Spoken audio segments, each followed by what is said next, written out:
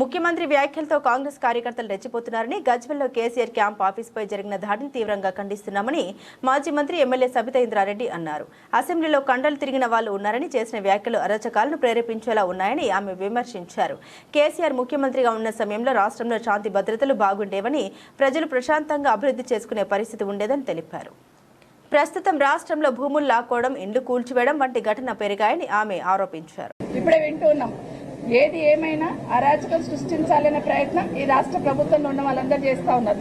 మొన్న గౌరవ ముఖ్యమంత్రి గారు అసెంబ్లీలో మాట్లాడుతున్నప్పుడు కౌశిక్ రెడ్డి గురించి మాట్లాడుతున్న సందర్భంలో మీరైనా ఒడ్డు పొదుగుంది మా వెనకాల కూడా ఉన్నారు చూడనే లెవెల్లో అసెంబ్లీలో మాట్లాడి కిందన్న సమాజానికి ఏ మెసేజ్ ఇచ్చిందనేది ఒకసారి ఆలోచించాలి.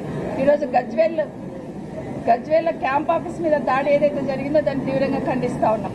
ఒక సైడ్ భూములు లాక్కోవడం, ఇంకో సైడ్ క్యాంప్ ఆఫీసుల మీద దాడి చేయడం, ఇంకో సైడ్ ఏమో బీఆర్ఎస్ పార్టీ తరఫున ఉన్న సోదరులని, కార్పొరేటర్ కౌన్సిలర్లని అందరినీ కూడా లాక్కోవాలనే ప్రయత్నం, ఈరోజు మూసీ దగ్గర ఉన్న ఇళ్లను కూల్చాలనే ప్రయత్నం.